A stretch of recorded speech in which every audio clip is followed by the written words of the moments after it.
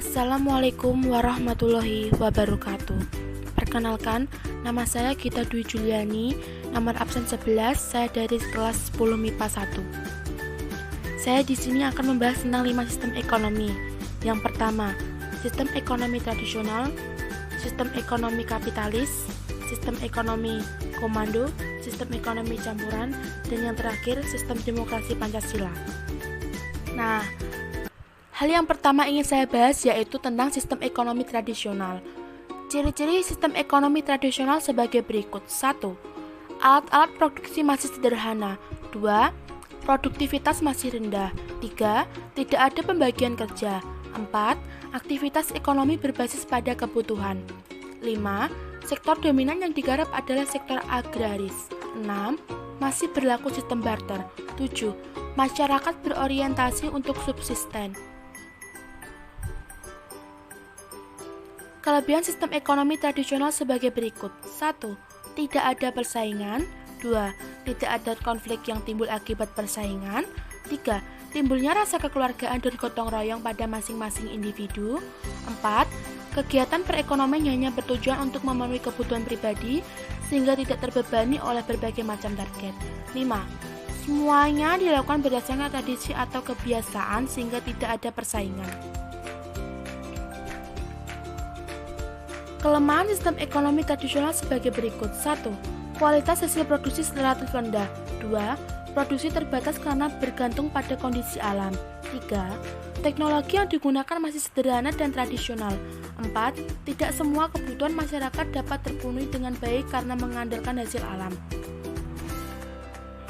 Contoh negara penganutnya yaitu Afrika Tengah, pedalaman Papua, dan Papua Nugini. Nah, yang kedua yaitu sistem ekonomi kapitalis. Ciri-ciri ekonomi kapitalis sebagai berikut. 1. Harga tergantung pada permintaan dan penawaran pasar. 2. Adanya persaingan bebas. 3. Bersifat terbuka dalam mencari keuntungan. 4. Modal berperan penting. 5. Hak milik perseorangan diakui. 6. Campur tangan pemerintah yang sangat minim dalam perekonomian. Kelebihan ekonomi kapitalis sebagai berikut. 1.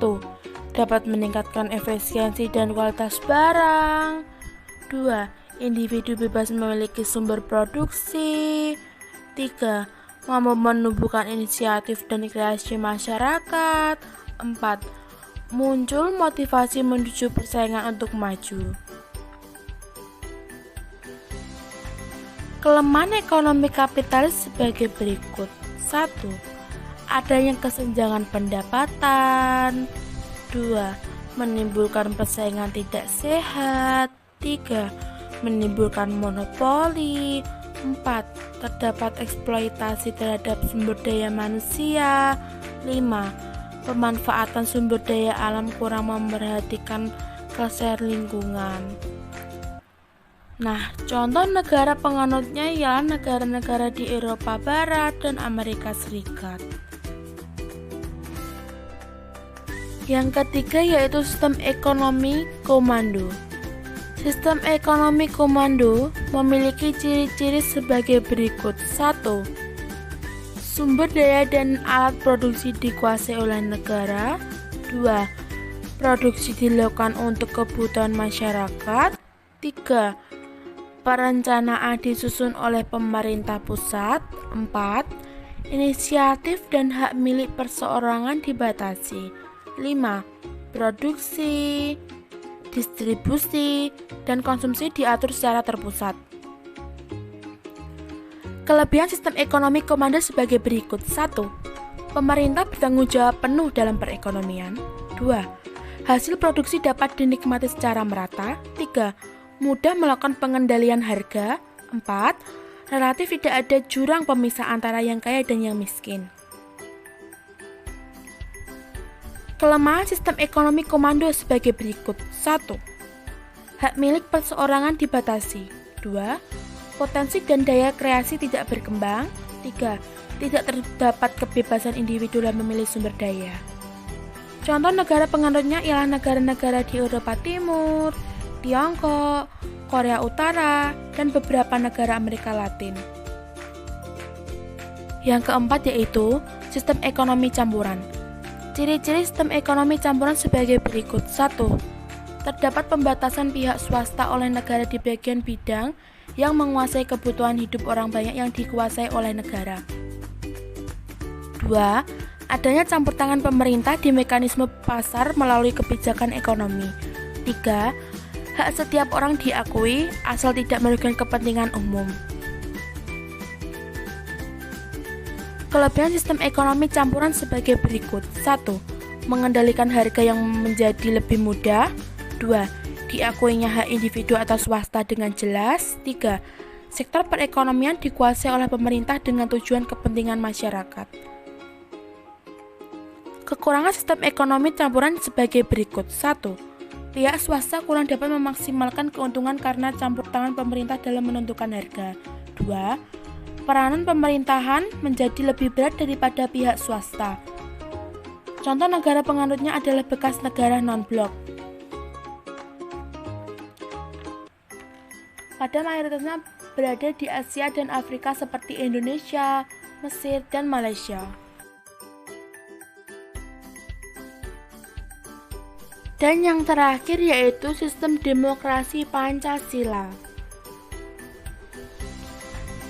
Ciri-ciri positif pada sistem demokrasi ekonomi sebagai berikut. 1. Cabang-cabang produksi yang penting bagi negara dan menguasai hajat hidup orang banyak dikuasai oleh negara. 2. Bumi, air, dan kekayaan alam yang terkandung di dalamnya dikuasai negara dan dipergunakan sebesar-besarnya untuk kemakmuran rakyat. 3. Perekonomian disusun sebagai usaha bersama berdasar atas asas kekeluargaan. 4. Warga negara memiliki kebebasan dalam memilih pekerjaan yang dikehendaki serta mempunyai hak akan pekerjaan dan penghidupan yang layak. 5. Hak milik perorangan diakui dan pemanfaatannya tidak boleh bertentangan dengan kepentingan masyarakat. 6. Potensi, inisiatif, dan daya kreasi setiap warga negara dikembangkan sepenuhnya dalam batas-batas yang tidak merugikan kepentingan umum. 7. Fakir miskin dan anak-anak terlantar dipelihara oleh negara. Ciri-ciri negatif pada sistem demokrasi ekonomi sebagai berikut. 1. Sistem free ride liberalism, yaitu sistem persaingan bebas yang saling menghancurkan dan dapat menumbuhkan eksploitasi terhadap manusia dan bangsa lain sehingga dapat menimbulkan kelemahan struktural ekonomi nasional. 2. Sistem etatisme,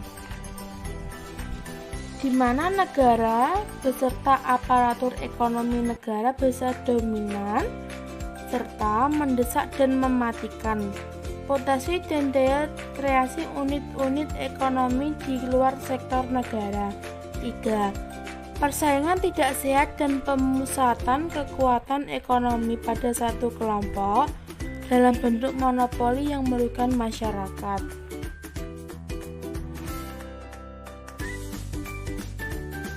Dan ada juga sistem ekonomi kerakyatan. Ciri-ciri sistem ekonomi kerakyatan sebagai berikut. 1. Bertumbuh pada mekanisme pasar yang berkeadilan dengan prinsip persaingan yang sehat. 2. Memerhatikan pertumbuhan ekonomi, nilai keadilan, kepentingan sosial, dan kualitas hidup. 3. Mampu mewujudkan pembangunan berwawasan, lingkungan, dan berkelanjutan. 4. Menjamin kesempatan yang sama dalam berusaha dan bekerja. 5. Adanya perlindungan hak-hak konsumen dan perlakuan yang adil bagi seluruh rakyat. Nah, sekian materi yang ingin saya sampaikan. Saya ada satu pantun untuk Anda semua. Pak Tani pergi ke sawah, pulang-pulang membawa ikan. Jika tutur kata saya banyak yang salah, mohon kiranya untuk dimaafkan. Saya Gita Dwi Juliani undur diri. Assalamualaikum warahmatullahi wabarakatuh. Sampai jumpa.